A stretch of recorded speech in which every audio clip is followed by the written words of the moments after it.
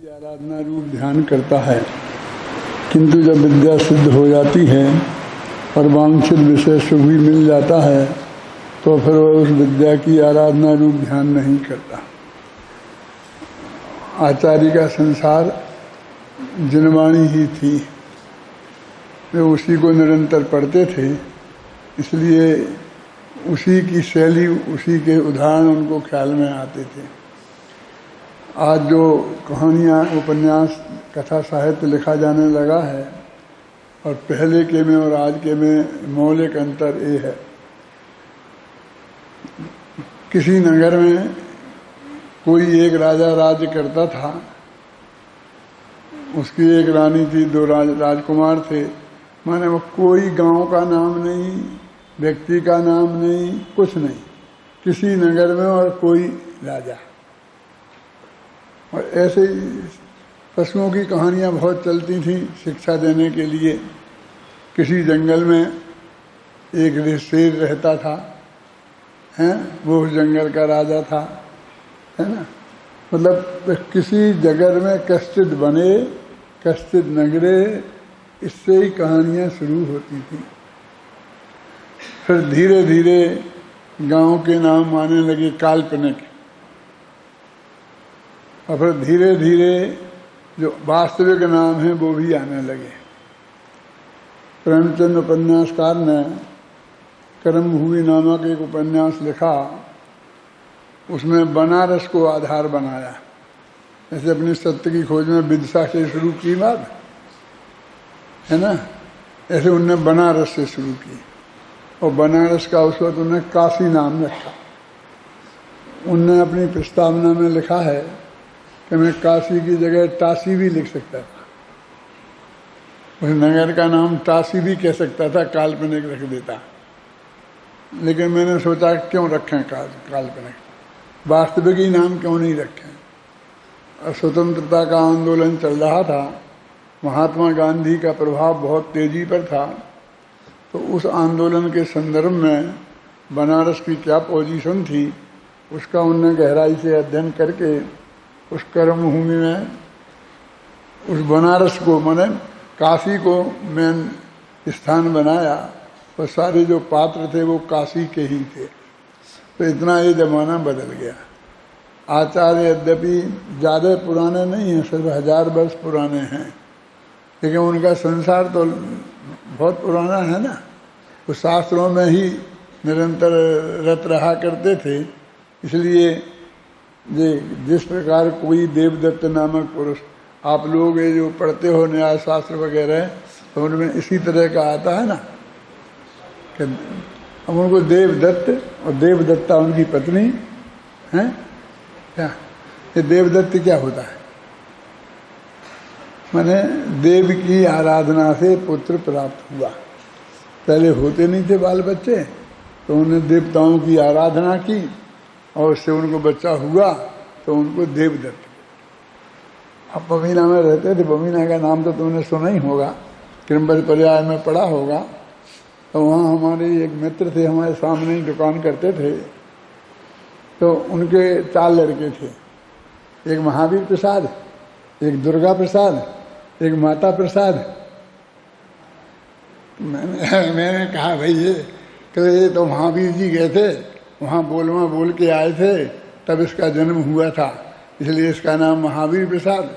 फिर एक दुर्गा माता की पूजा की थी, उसकी वजह से इसका जन्म हुआ था, तो ये दुर्गा प्रसाद। फिर माता जी की आराधना से पूजा हुआ तो माता प्रसाद। मतलब ऐसे ही नाम रखे जाते थे। हैं, आचार्य को तो इससे तो नहीं था कि ये देव कोई देव देता नहीं है, ख्याल में है ना। लेकिन इस जगत में ऐसे नाम रखे जाते हैं, इसलिए देवदत्त नाम का कोई पुरुष क्या किसी इच्छा की पूर्ति के लिए किसी विद्या की साधना करता है। पहले आपने वो पढ़ा है ना, अभी 2-3 दिन पहले किसी वक्ता ने आपको सुनाया, याद भी दिलाया था कि उस चंद्रहास नाम की जो खड्ग थी, उसकी साधना खरदूषण कर रहा था, 12 वर्ष से तपश्चर्या कर रहा था। एक बांस का जो तुमने पेड़ देखे हैं, ऐसा घने घने होते हैं, उसके बीच में बैठ के आराधना करता था और वो चंद्रहार खस आई तो लक्ष्मण वहीं खड़ा था, लक्ष्मण के हाथ में पड़ गई और लक्ष्मण ने इसके लिए कि इसकी धार कितनी पैनी है और उसने बांस के भेड़े पे वो चलाई तो उसमें वो ध्यान कर रहा था तो उसकी गर्दन कट गई। जिसने तुम्हें तो सुनाई थी उसने ये नहीं कहा था कि उसने वो तलवार बांस के भेड़े पे क्यों चलाई, क्या और उसके हाथ में आ गई और उसने चला दी। उसने उस तलवार की धार कितनी पैनी है और वो कितनी मजबूत है इसकी जांच करने के लिए मैं ये बात इसलिए कहना चाहता हूँ तुम्हें। उसी वक्त मेरे को विकल्प आया था कि वो कोई किसी को मारने के लिए नहीं चलाई थी, मतलब वो उसकी इस तरह से परीक्षा होती थी पहले ज़माने में, तलवार की धार की, तलवार के चलाने वाले की। तलवार तो ऐसी है कि वो उसे काट देगी, लेकिन हमारे हाथ में ताकत नहीं है तो फिर वो इतनी ज़ोर से नहीं लगेगी कि वो बांस के भिड़े कट जाएं। बांस सबसे ज़्यादा मजबूत होता है इस मामले में और पेड़ों की अपेक्षा, और फिर उसके झुंड इकट्ठे होते हैं तो एक बांस को काटना फिर प्रैक्टिस करी, फिर दूसरे दो को, फिर 5 बांस इकट्ठे बांधे, फिर उनको ऐसे प्रैक्टिस चलती थी। तो कितने बांसों को बांध कर और वो काट सकता है, कितनी ताकत है उसकी भुजाओं में, इसकी परीक्षा होती थी। तो मतलब लक्ष्मण इतना शक्तिशाली था कि पूरा बांस का भेड़ा जिसके अंदर वो बैठ सकता है कितना बड़ा होगा, कल्पना करो अपने दिमाग में। तुम चित्रकार हो तो एक चित्र बना सकते हो, अनुपात में बांस खड़े करो और फिर वो लक्ष्मण एक आदमी उस जमाने में होता था, फिर वो कितने बांस कितना तरफ, बीच में आदमी बैठे, चारों तरफ बांस हों और फिर उनको एक तागे से एक दफे में पूरा का भेड़ा कट जाए, ऐसे उसने वो चलाई थी। माने ऐसी आराधना किया करते थे कि मुझे ये सिद्ध हो जाएगी तलवार तो फिर कोई मेरे से नहीं जीत सकेगा। ख्याल में आए ना। और अभी आज की भाषा में कहें तो आपने इंजीनियरिंग की पढ़ाई पढ़ी, डॉक्टरी की पढ़ाई पढ़ी, काहे के लिए कि शुद्ध आजीविका के लिए, बढ़िया बंगला हो जाएगा, मकान हो जाएगा, खाने पीने की कोई कमी नहीं रहेगी। मैंने अपने उपभोग के लिए कोई विद्या की आपने साधना की, उसका एक उद्देश्य रहता है ना कि इससे मुझे ये उपलब्धि हो जाएगी। तो देखो जिस प्रकार कोई देवदत्त नामक पुरुष विषय सुख की प्राप्ति के लिए, माने वो जो है मुक्ति की प्राप्ति के लिए आत्मा आराधना नहीं कर रहा था, उसे कहते हैं गणेश जी की करो तो गणेश जी की करता, महावीर की करो तो महावीर की करते। कोई कहता है तुम आत्मा की आराधना करो तो तुम्हें विषय सुख मिले, तो वो आत्मा की करता, लेकिन आत्मा के हित के जो अतीन्द्रिय आनंद है उसके लिए नहीं। मैंने विषय सुख की प्राप्ति के लिए किसी विद्या की, विद्या का भी कोई नाम रख सकते हैं ना, किसी विद्या की आराधना रूप ध्यान करता है। यानी मैं कहा करता हूँ ना, ध्यान तो हम 24 घंटा करते हैं, अरे पढ़ाई भी बिना ध्यान के तो नहीं होती है ना। जैसे कहता हूँ एक कप चाय भी बिना ध्यान से नहीं पड़ती है, यदि बिना ध्यान के चाय बनाओ तो जल जाएगी या उबल जाएगी या सही नहीं बनेगी। लोग होशियार होते हैं ना, थोड़ा थोड़ा दूसरा काम भी निपटाते रहते हैं और चाय भी बनाते रहते हैं, उन्हें क्या पता, वो तो पीने वाला जाने। यदि वे बराबर वहीं खड़े रहें और उस पर उपयोग रखकर और ढंग से चाय बनाए तो अलग बनती है। और बीच बीच काम में 10 काम फंसा करके ऐसे तुम काम करो, कोई ऐसे ही पढ़ने का पढ़ाने का, और बीच बीच में 10 काम और उलझा। आजकल तो लड़कों को जब तक गाना नहीं चलाते हैं तब तक कहते उनका अध्ययन नहीं होता।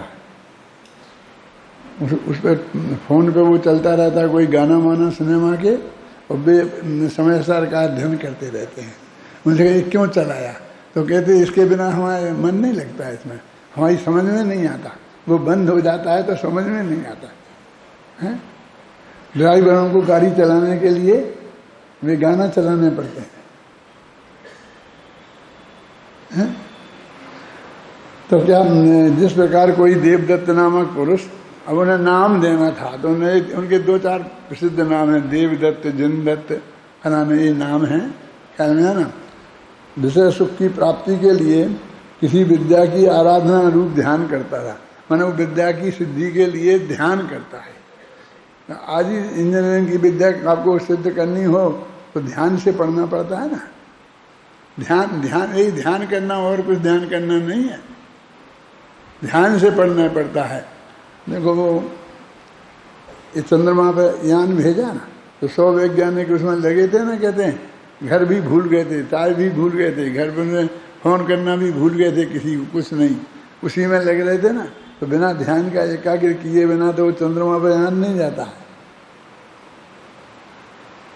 वास्तव में ध्यान की प्रैक्टिस की जरूरत नहीं है, प्रैक्टिस तो बहुत है हमें, क्या, लेकिन वो तो ध्यान का ध्येय बदलना चाहिए।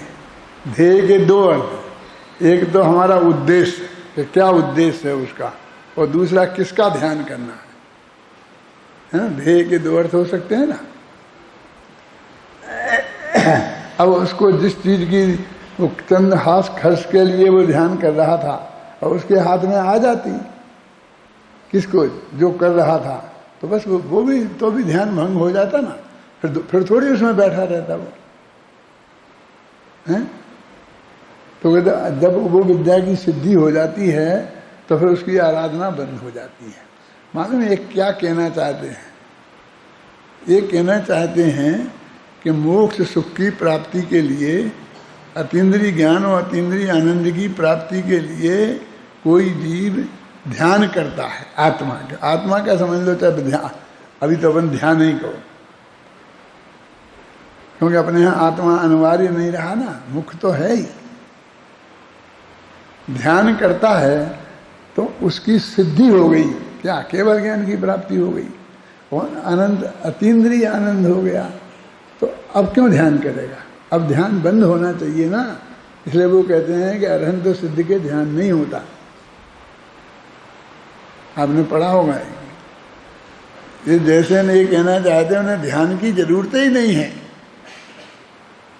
और फिर कहते क्या कहते हैं, शास्त्रों में लिखा है कि 13वें और 14वें गुणस्थान में शुक्ल ध्यान के 3रे और 4थे पाए होते हैं, क्या, इसलिए हमको कहना पड़ता होते हैं, इसलिए हम उपचार से, उपचार है वो, माने व्यवहार से हम मान लेते हैं, क्यों ध्यान की उन्हें जरूरत नहीं रही। ये बात बताने के लिए देवदत्त को याद किया, क्या, देव को याद नहीं किया है, किसको याद किया? देवदत्त माने महामिथ्यात्व, यानी देव कोई देता नहीं है, और वो जो देवदत्त नाम रखा अब उसकी आराधना कर रहा है ना वो। देखो जैसा देवदत्त नामक कोई पुरुष विषय सुख की प्राप्ति के लिए किसी विद्या की आराधना रूप ध्यान करता है, किंतु जब विद्या सिद्ध हो जाती है और वांछित विषय सुख भी मिल जाता है तो फिर उस विद्या की आराधना रूप ध्यान नहीं करता है ना। उसी प्रकार केवली भगवान, देखो देवदत्त की जगह केवली भगवान को खड़ा किया। केवली भगवान केवल ज्ञान रूप विद्या की प्राप्ति के लिए और उसके फल स्वरूप अनंत सुख की प्राप्ति के लिए, 2 हो गए ना, केवल ज्ञान, अनंत ज्ञान और अनंत सुख, इनकी प्राप्ति के लिए छद्मस्त दशा में शुद्धात्मा की भावना रूप ध्यान करते थे। अब उस ध्यान से केवल ज्ञान की विद्या की सिद्धि हो गई है और उसके फल स्वरूप अनंत सुख प्राप्त हो गया है, तब वे किस लिए ध्यान करते हैं? किस लिए ध्यान करते हैं? किस लिए ध्यान करें? माने प्रश्न बनाते हैं कि ध्यान क्यों करते हैं? तो ध्यान उनकी जरूरत क्या है उनको ध्यान करने की?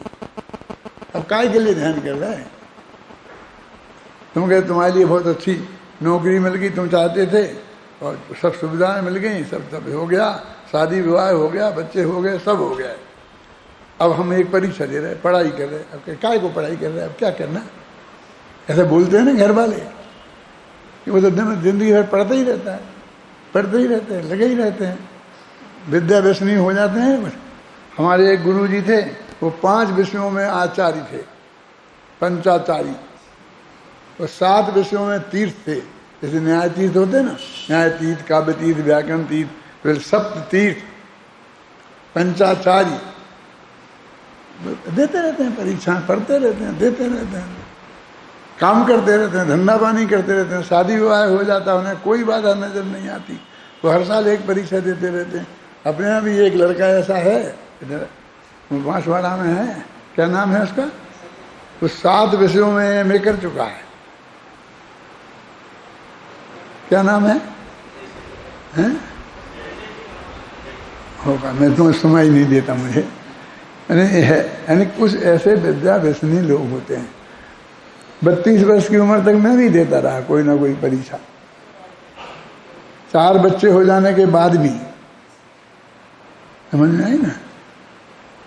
हर साल एक परीक्षा देता था, नौकरी भी करता था, मंदिर में प्रवचन भी करता था, तत्व का भी अभ्यास करता था, और लौकिक पढ़ाई भी पढ़ता था, और लाइब्रेरी अखबार खरीद नहीं सकता था ज़्यादा, ना पत्रिकाएं, इतने पैसा नहीं था, तो अखबार लाइब्रेरी में जाके रोजाना अखबार पढ़ता था, दैनिक अखबार, साप्ताहिक अखबार, मासिक पत्रिकाएं, इतना करता था। इंदौर में था, फिर सुबह कॉलेज जाता था, तो 8 से 10 तक कॉलेज था, फिर खाना खा के स्कूल जाता था पढ़ाने, तो 12 से 5 तक स्कूल था, फिर स्कूल से आके खाना खा कर सीधा लाइब्रेरी जाता था, तो वहाँ पढ़ता था, तो लाइब्रेरी से आके मंदिर में प्रवचन करने जाता था, है ना, और फिर घर आता था 9-10 बजे, फिर अपना अध्ययन करता था, जो कोई परीक्षा देता था ना उसका अध्ययन करता था। ऐसा रोजाना का कार्यक्रम था।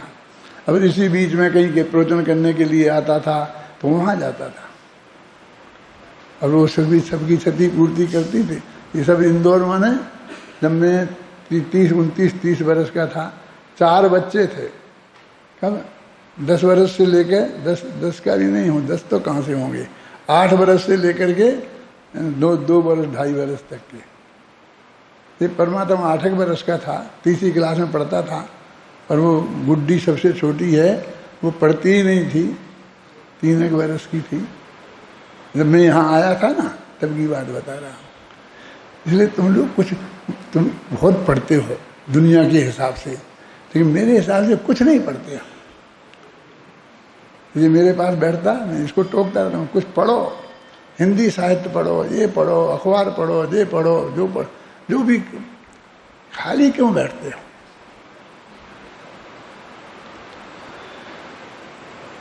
विद्या व्यसनम व्यसनम, है ना, विद्या व्यसन ही व्यसन है। कहाँ पढ़ने से बंद हो?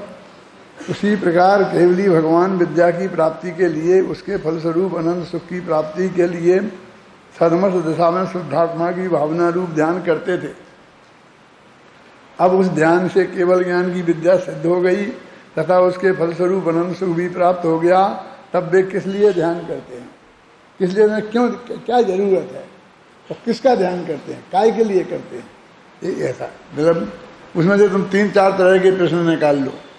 क्यों करते हैं, किसका करते हैं, काय के लिए, क्या जरूरत है ना, अथवा किस पदार्थ का, आ गया ना, किस लिए ध्यान करते हैं अथवा किस पदार्थ का ध्यान करते हैं। शिष्य की ओर से ऐसा प्रश्न है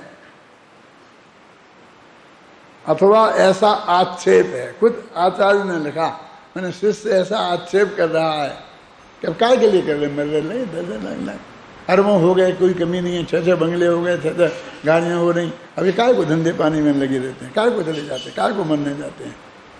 गुरुदेव गोदका जी से बोला करते थे, काय को जाता है मरने अमेरिका, क्या है वहाँ, हो गया ना, बहुत है ना, क्या कमी है, यहाँ बैठ के क्यों नहीं सुनता, ऐसा बोलते हैं। जब जाते थे तब उनके मुँह पर भी उनसे बोलते थे, काय को जाता है, ख्याल में है ना। ये ऐसा प्रश्न है किनसे? अनंत भगवान से, सिद्ध भगवान से, कि आप काय के लिए ध्यान करते हो? माने सिद्धों के ध्यान नहीं होता, अनंतों के ध्यान नहीं होता, उन्हें कोई ध्यान करने की जरूरत नहीं है। ये शास्त्र में लिखा है। परे मोक्ष हेतु, है ना। शुक्ले चाद्य पूर्वविद, है ना, परे केवलिना, परे मोक्ष हेतु। अब शास्त्र में लिखा है कि उनके दो ध्यान होते हैं, इसलिए उपचार से हम भी मान लेते हैं। देखो अब आप चाहो तो इसमें बहुत आनंद ले सकते हो, आपका बहुत मनोरंजन इसमें हो सकता है, लेकिन हमें तो भारभूत लगता है कि इसमें क्या है मनोरंजन की बात। क्यों? तो वो जो टीवी पे सिनेमा में ऐसे ऐसे करते हैं, उसमें क्या है? उसमें भी क्या है? हाथ है, हाथ हिला रहे ऐसे ऐसे, उसमें मनोरंजन की बात क्या हो गई? तुम्हें उसमें मनोरंजन होता है, हमें इसमें मनोरंजन होता है। इसलिए नहीं कि जयसेनाचार्य ने केवली भगवान का अपमान किया कि तुम क्यों काय को ध्यान करते हो, कैसे ध्यान करते हो। इसलिए कि देखो आचार्य कितनी मस्ती में है, अपने अपने भगवान से कैसे प्रेम से बात कर रहे हैं, कैसे वात्सल्य भाव से बात कर रहे हैं। क्यों हैं? इस प्रश्न या आक्षेप का उत्तर का दूसरा कारण भी है। जो आक्षेप लगाया ना और प्रश्न किया, तो दूसरा कारण भी है कि पदार्थ के परोक्ष होने पर ध्यान होता है, पर केवली भगवान के तो पदवी पदार्थ प्रत्यक्ष हैं, तब ध्यान कैसे करते हैं। अब देखो ये भी एक बहुत मर्म की बात है। हम तो समझते हैं प्रत्यक्ष अनुभव प्रत्यक्ष हो तो ही आत्मा का ध्यान कहलाए। वे तो कहते हैं ध्यान में तो परोक्ष होता है, प्रत्यक्ष हो गया फिर काय के लिए ध्यान करें। कहते वो जो प्रत्यक्ष नहीं हो रहा और जो हमारी जिज्ञासा बाकी बची, उसके लिए ध्यान करते हैं। हम चित्त को एकाग्र काय के लिए करते हैं कि वो हमें और अधिक स्पष्ट हो जाए। देखो हमें यहाँ एक फांस चुभ गई, कांटा चुभ गया, बहुत बारीक है, फीलिंग होती है, तकलीफ होती है, तो देखते हैं तो दिखता है कोई काला काला सा, लेकिन फिर भी ऐसे ध्यान लगा के देखते हैं, चश्मा लगा के देखते हैं। क्यों देखते क्या नहीं देखते हैं? और यदि वो चश्मा से वही बोला गया उसको लगा के देखते हैं। क्यों? क्योंकि स्पष्ट नहीं दिखता है, वो परोक्ष है ना, तो अस्पष्ट होता है, तो स्पष्टता के लिए ध्यान लगाया जाता है। और ध्यान का स्वरूप समझ में आ रहा है? ध्यान क्या चीज है? और जब सब स्पष्ट हो गया तो अब ध्यान की जरूरत ही नहीं रही। तो वो कहते हैं काय के लिए ध्यान करते हैं, क्यों ध्यान करते हैं, समझ में आई ना। इसलिए ध्यान परोक्ष ही होता है, इससे सिद्ध हो रहा है। हमें आत्मा का ध्यान करने की जरूरत इसलिए है क्योंकि वो हमारा परोक्ष है। टोडरमल जी ने कितनी डंके की चोट लिखी है रहस्यपूर्ण चिट्ठी में, मोक्ष मार्ग प्रकाशक में भी। क्यों? कि वो परोक्ष ही है वास्तव में। तो अनुभव तो प्रत्यक्ष कहा जाता है, उसमें भी आत्मा के प्रदेशों का प्रत्यक्ष नहीं होता, आत्मा के गुणों का प्रत्यक्ष नहीं होता। वो जो अतीन्द्रिय आनंद आता है, उस आनंद का प्रत्यक्ष होता है, माने आनंद का अनुभव होता है, मजा आता है, वो मजा का प्रत्यक्ष होता है। ऐसा जैसे यहाँ कह रहे केवल ज्ञानी के, ये नहीं कहते वो केवल ज्ञानी के अरंत भगवान अनंत सुख का ध्यान करते हैं, ऐसा लिखा। जब आत्मा का ध्यान करते हैं क्या लिखा? अब उसकी भी जरूरत तो है नहीं, हो गया ना अनंत सुख। जब तक नहीं हुआ था तब तक तो उसके लिए जरूरत थी, हैं, प्रत्यक्ष अतीन्द्रिय आनंद की। अब तो हो गया, अब क्या कहें, बस वो हो गया तो उसी में मंगन है, वो अनंत सुख को भोग रहे हैं। बस अनंत सुख को अनंत ज्ञान से जान ले, क्योंकि पर को जान ले तो हाँ पर हो गया ना, सुख अलग है और आनंद अलग है। ऐसा भी सुपर प्रकाशक घटाते हैं ना, ज्ञान स्व हो गया और आनंद पर हो गया, ऐसा सुपर प्रकाशक हो गया। ये काय के लिए घटाते हैं हमारे बड़े बड़े विद्वान? क्योंकि पर को नहीं जानना पड़े। पर के जानने का जो उन्होंने निषेध किया है उसको सिद्ध करने के लिए। अरे भाई ये भी मान लो है ऐसा, तो भी पर को जानना इससे कहाँ निषिद्ध होता है? वो तो ये कह रहे हैं कि हम अपने ही में जानेंगे तो फिर तुम्हारा आत्मा सुपर प्रकाशक नहीं रहा ना, और आत्मा का स्वभाव तो सुपर प्रकाशक है, और 24 घंटा स्व पर को जानेगा। घटम अहम आत्मना वेदमी कर्मवत कर्तिकरण क्रिया प्रतीते, तो उन्होंने कह दिया हमारा ज्ञान स्व है और आनंद पर है, ज्ञान से जुदा है ना, हमारा तो स्व ही है। इसलिए ज्ञान ने ज्ञान को जाना तो स्व को जाना, और आनंद को जाना तो पर को जाना।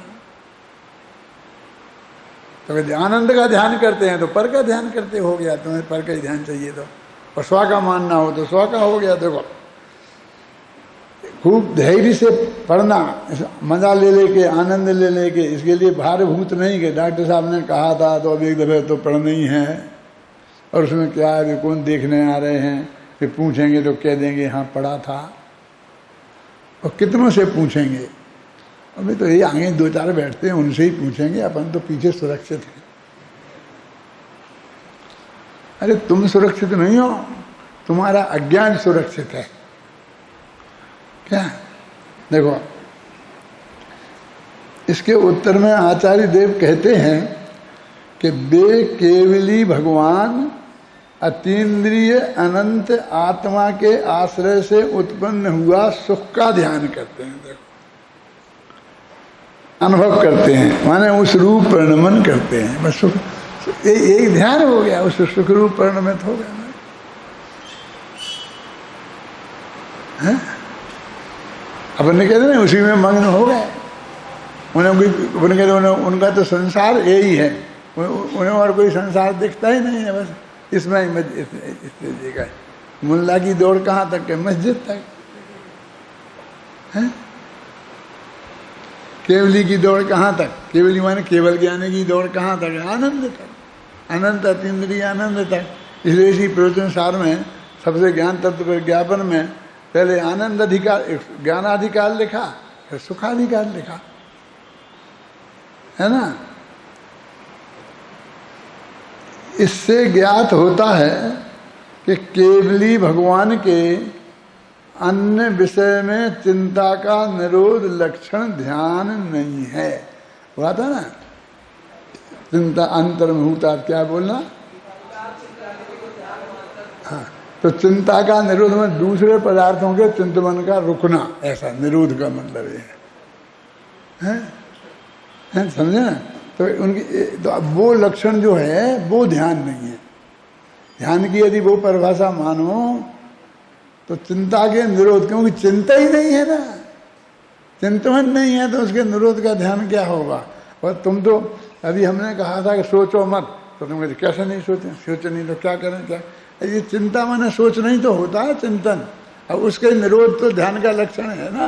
क्या फर्क है उसमें, सोचो नहीं, बोलो नहीं और कुछ भी मत करो, हैं क्यों, ये भी कह रहे ना चिंतन का निरोध है ना। चिंता निरोध लक्षण ध्यान नहीं है, किंतु इस परम सुख के अनुभव को अथवा ध्यान के कार्यभूत कर्मों की निर्जरा को देखकर उन्हें ध्यान है ऐसा उपचार से कहा जाता है। संयोग केवली के तीसरा शुक्ल ध्यान और योग केवली के चौथा शुक्ल ध्यान होता है, ऐसा जो कथन है उसे उपचार से किया गया कथन जानना चाहिए, ऐसा गाथा का अभिप्राय। और वो कहते हैं साहब हमें चारों ध्यान समझाओ, कौन शुक्ल ध्यान के भेद। आप दो तो समझाते ही नहीं हो, टाल देते हो, आता ही नहीं है तो कैसे समझाओगे। सच्ची बात है, जो तुम सोचते हो सच्ची बात है, क्योंकि हमारे पास ज़्यादा कुछ है नहीं उसको समझाने का। ये तो भाग्य से मिल गया इतना तो हम बोल रहे हैं। इधर एक बहुत बड़े विद्वान हैं, नाम भी बता देता हूँ, सौगानी है, क्या नाम है पूरा, हाँ कमल चंद जी सौगानी, उदयपुर यूनिवर्सिटी में जैन दर्शन के प्रोफेसर थे। वो रिटायर्ड हुए हैं, आजकल महावीर जी में प्राकृतिक काम विभाग का काम देखते हैं। तो एक दफ़े मेरे से बोले कि ये आचार्यों को 7 ढंग समझ में नहीं आए थे ढंग से।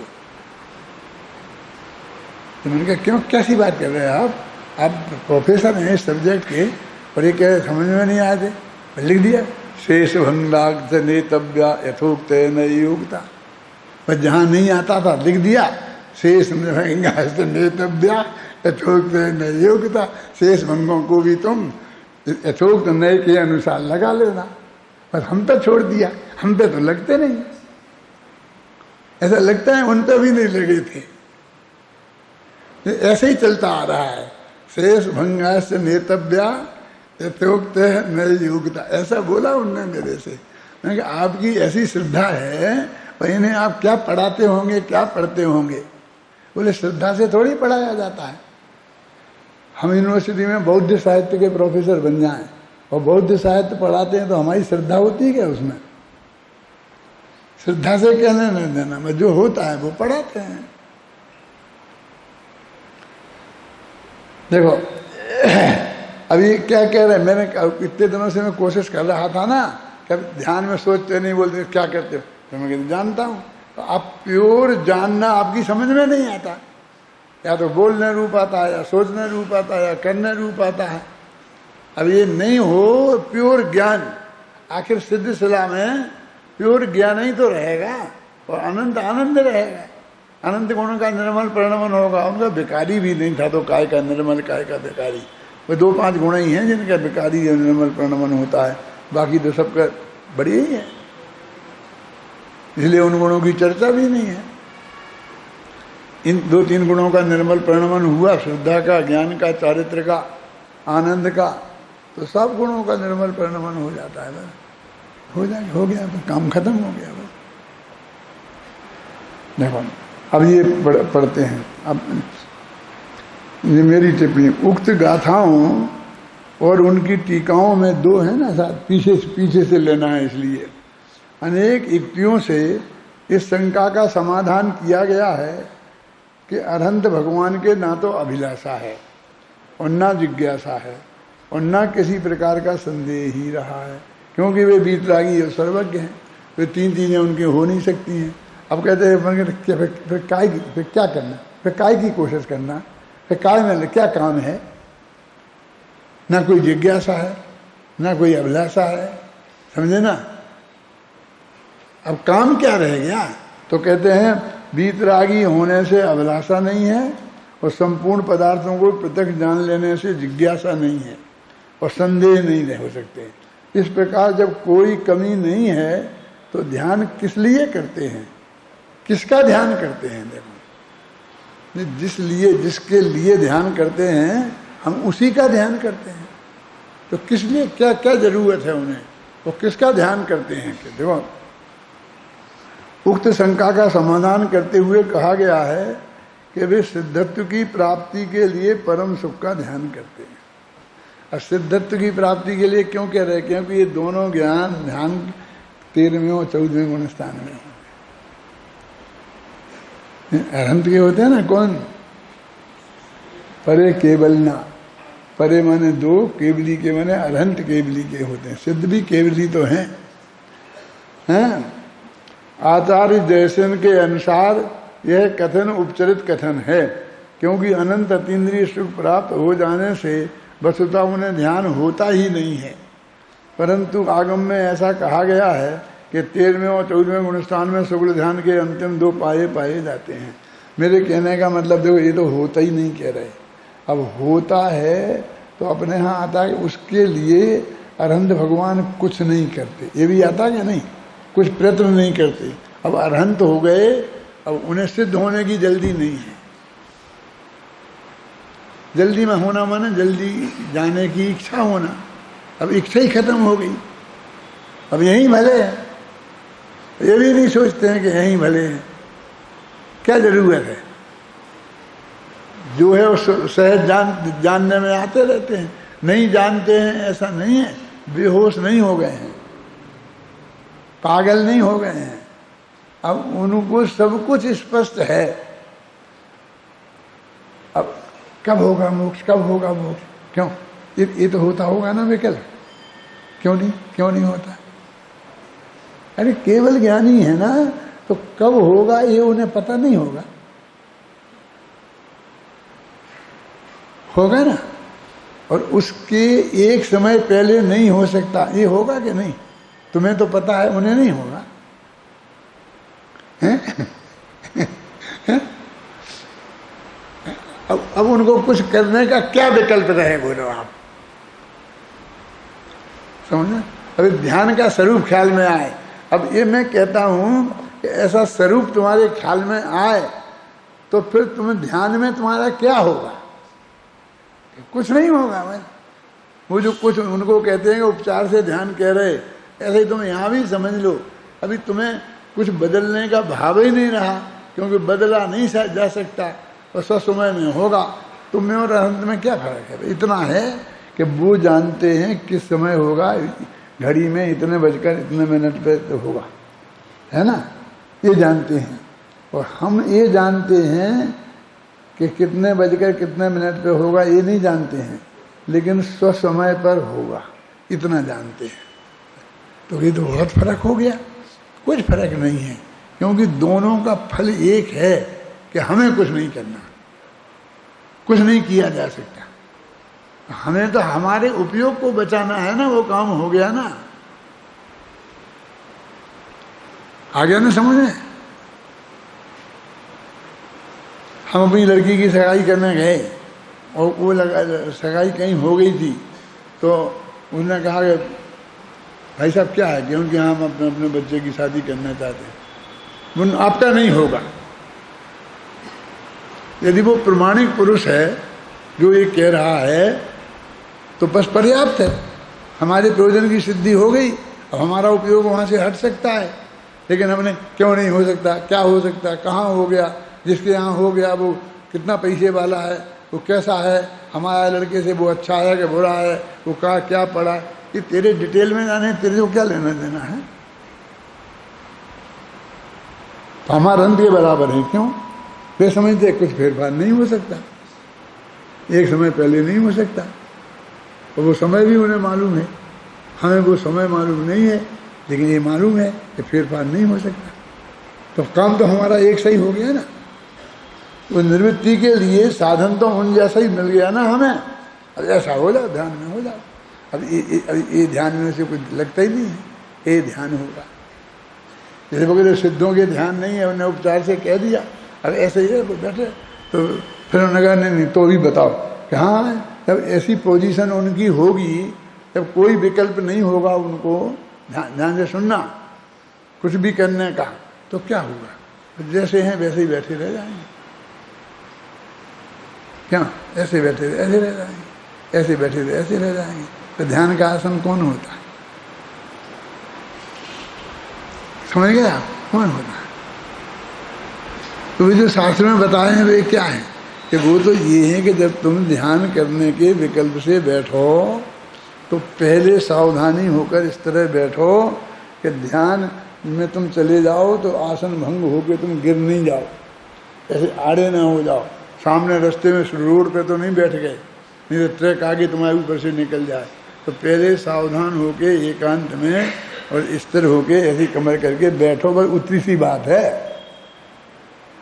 पर यदि तुम्हारा विकल्प नहीं हुआ वैसे ही तुम ध्यान में चले गए, जैसे कोई एकदम आता ना विचार होते, बस में बैठे बैठे आ गया तो नहीं जा सकते, हम बस में पालती मार के तो बैठ नहीं सकते, और खड़गासन जैसे खड़े नहीं हो सकते। अब तो जैसे बैठे हो जैसे बैठे रहोगे और वो हिलती रहेगी, तो हिलती भी रहोगे, वो ध्यान नहीं हो सकता। तो हिलोगे तो कैसे होगा? तो तेरे को ध्यान का स्वरूप ही समझ में नहीं आ रहा, तो ये कह रहा है।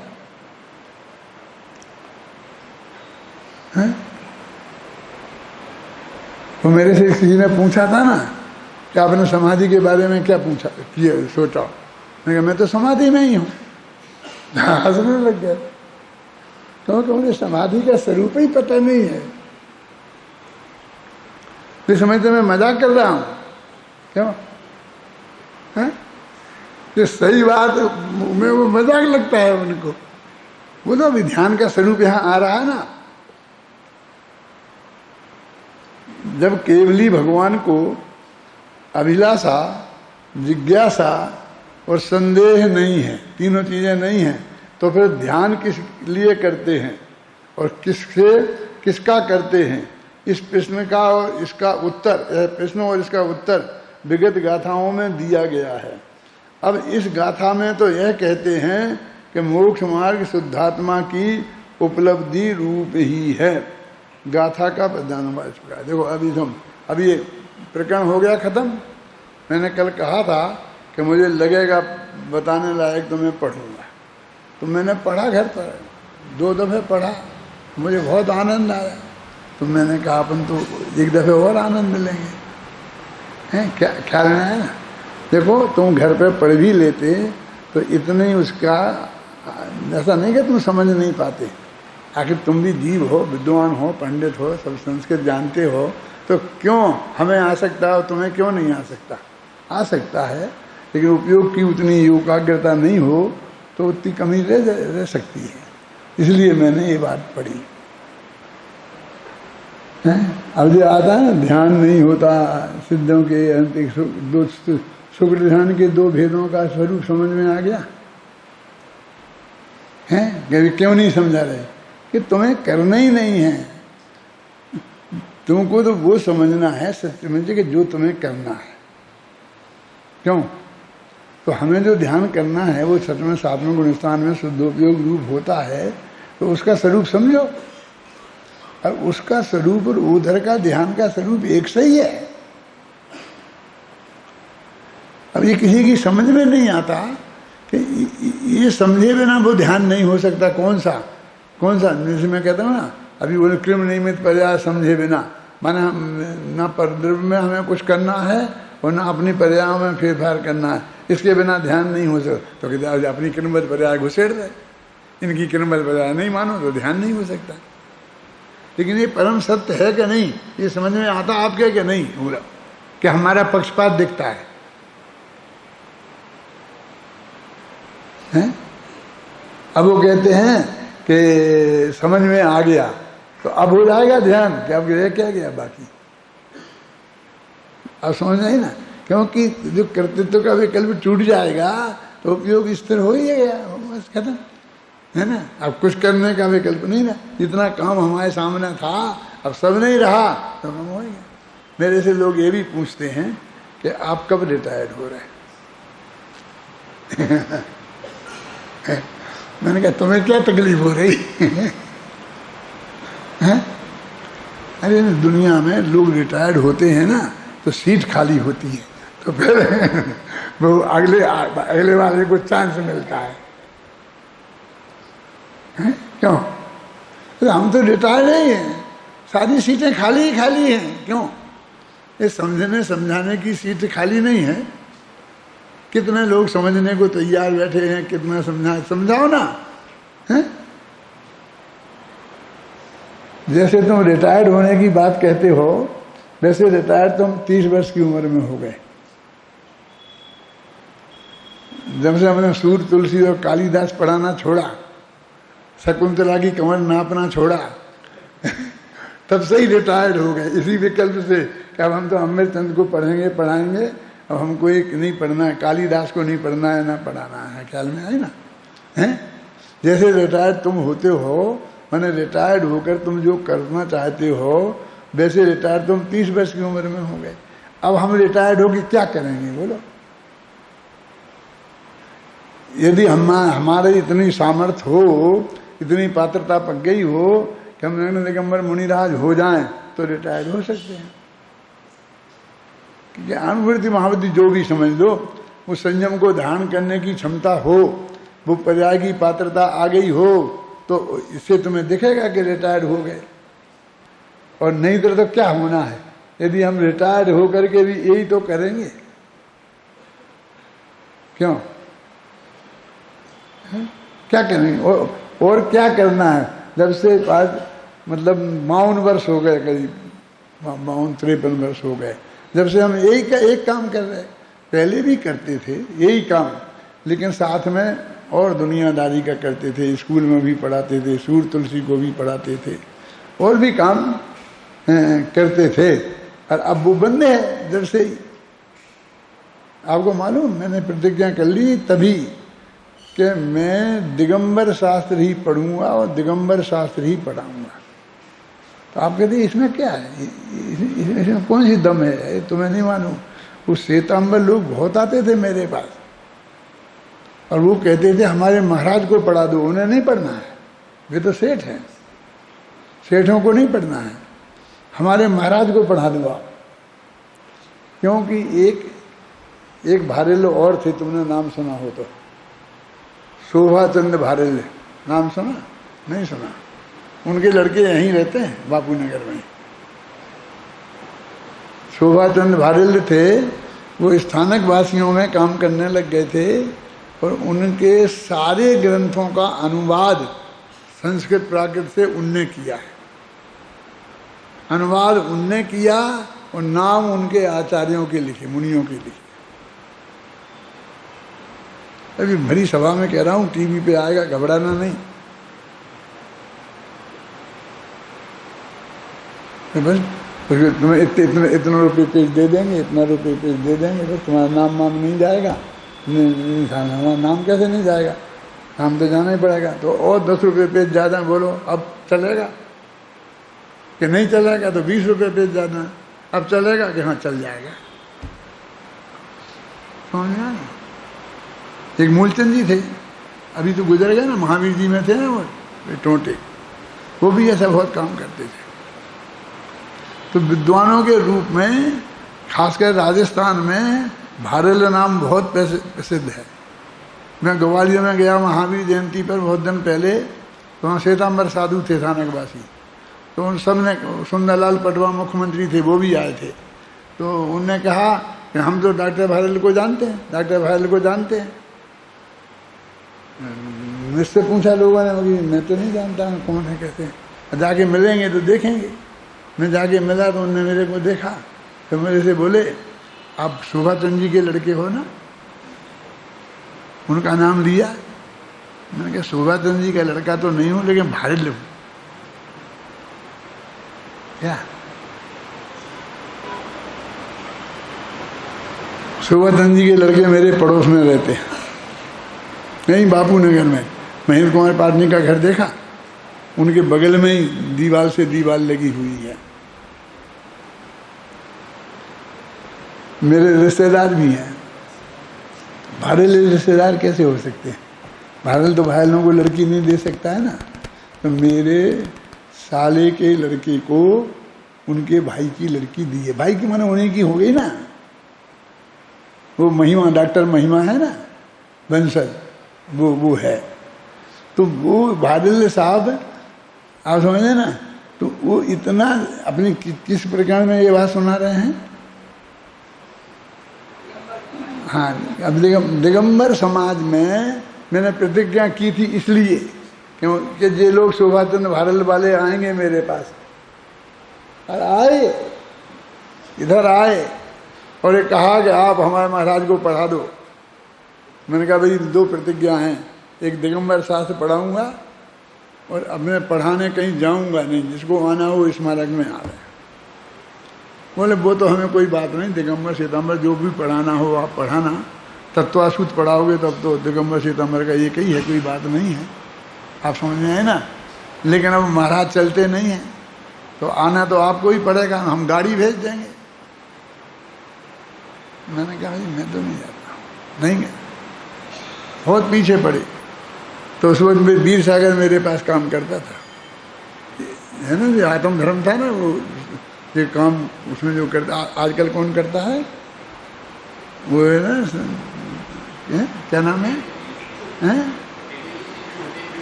हाँ, छोटे पीयूष करता है।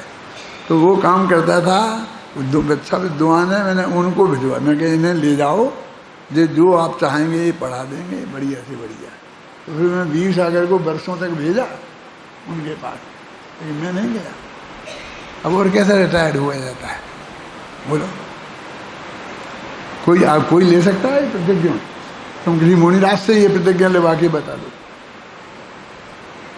नहीं किया उस दिन से आज तक, ना मैं गया कहीं और ना मैंने किसी को जैनेतर दिगंबर शास्त्रों को छोड़कर कोई शास्त्र पढ़ाया। सारी अपनी पूरी शक्ति जो दिगंबर शास्त्र हैं हमारे आचार्यों की, उनके ही पढ़ने में पढ़ाने में। इसीलिए मैं इतना कट्टर हूँ। आते हैं मेरे पास मेडिकल के स्टूडेंट, इंजीनियर के स्टूडेंट, और अच्छे अच्छे मेरे मित्र मेरे सिफारिश करते हैं कि इसे भोजन की सुविधा दे दो। क्यों? कि ये बाजार का नहीं खाता है, शुद्ध सात्विक खाने वाला है, इसे ठहरने की सुविधा दे दो, ये ऐसा करेगा, ऐसा कर। मैं कहा भगवान मेरे से नहीं, मैं ऐसा ही बोलता हूँ, महावीर आके कहेंगे तो नहीं करूँगा। गंगवाल जी आप मत कहना कभी, जानते होंगे आप। मैं नाम बता सकता हूँ ऐसे लोगों की कि जिनने मेरे को लिख के पत्र दिया, मैंने नहीं किया। क्यों? मैं ये चाहता हूँ कि मेरी पूरी शक्ति, इस संस्था की पूरी शक्ति दिगंबर धर्म जो मूल तत्व ज्ञान है उसके प्रचार प्रसार में लगे। एक विद्यार्थी को मैं यदि ऐसे को रख लूँगा तो एक विद्यार्थी तुम में से कम रख पाऊँगा, है ना? वो मुझे बर्दाश्त नहीं है। अब मेरे पास कम जगह पड़ने लग गई तो जैसे आप लोगों के मकान थे मेरे पास, लिए थे ना लोगों ने कि हम आएंगे रहेंगे, हमने बनवा देने को पैसा दिए थे, उन सब के पास मैंने भेजा, पीयूष जाओ, बबलू तुम जाओ और उनसे कहो हमें विद्यार्थियों को रखना है, चाबी दे दो, तुम आओगे तुम्हारी बढ़िया व्यवस्था करेंगे। सबकी चाबी लेंगे, उनमें सब ने ठहरा दिया। ये धर्म दिगंबर धर्म पढ़ने आए उसके लिए सब कुछ है। नहीं होगा तो मैं अपने घर में ठहराऊंगा। अरे ठहराया है ना, 5, 7, 10 लड़कियां मेरे घर की पढ़ के गई ना यहाँ से,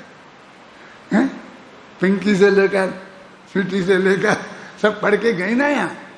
कौन लड़ता है अपनी लड़कियों की लड़कियों को, लड़कियों के लड़कों को कौन रखता है? सबको रखा ना मैंने। घर पे खाना पीना उठना बैठना सब व्यवस्था, समझ में आई ना? इसके लिए जैन दर्शन पढ़ना हो, देवी कहेंगे कि मुझे मेडिकल कॉलेज में भर्ती होना है तो कहें बेटा जाओ वहाँ हॉस्टल है उसमें भर्ती करो, परमात्म उसमें भर्ती कर दो।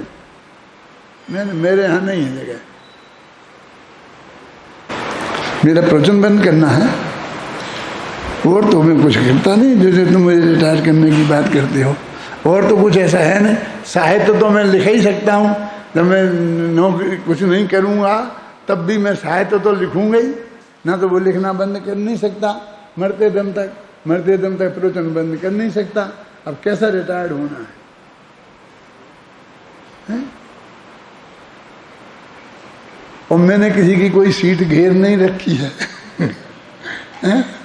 कि जिसके लिए वो कहेगा साहब आप तुम सीट खाली करो तो कोई दूसरा बैठा है। कोई मैंने सीट घेर नहीं रखी है, बिल्कुल शांति से मैं रहता हूँ, शांति से आप लोग रहते हैं, ऐसा कोई नहीं होगा। गंगवाल जी, ये 200 यूनिवर्सिटी के लड़के और उनके बीच में रहता हूँ, इतनी शांति से कोई नहीं रह सकता। यूनिवर्सिटी वालों से पूछो क्या है? ये लड़के समझ लो मेरे से इतना डरते हैं और बिल्कुल नहीं डरते हैं। माने मेरी इतनी मर्यादा रखते हैं कि मुझे रंच मात्र भी डिस्टरबेंस नहीं होता।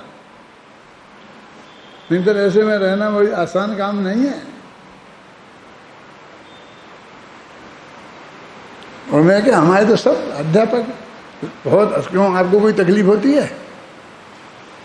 और भी बिल्कुल बहुत इतना बढ़िया पढ़ाने वाले शांति से पढ़ाते हैं, पढ़ने वाले शांति से पढ़ते हैं। जैन तत्व ज्ञान की चर्चा, क्या ये सीधा स्वर्ग उतर के आ गया है?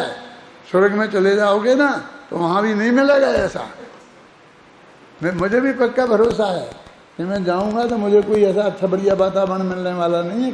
कहीं भी जाऊँ, स्वर्ग नरक जहाँ भी नक्की होगा जाऊँगा, लेकिन ऐसे इतना साधारण भाई, इतने प्रेम से बात सुनने वाले, तत्व की बात, ऐसे इतनी भरी सभा कहाँ मिलेगी? बोलो। मैं गहरी से गहरी बात सुना सकता हूँ आप लोगों को, प्रेम से शांति से आप सब सुनते हैं। क्या है? बोलो क्या करना है? रिटायर्ड हो गए कहाँ जाना है? क्या करना है? अभी अपना कल ये गाथा मैं कल लेना चाहता था, इसलिए ये बात कर रहा हूँ। कल अपन 99वीं गाथा, 99वीं आएगी, कौन सी आएगी? 99वीं गाथा कल पढ़ेंगे अपन।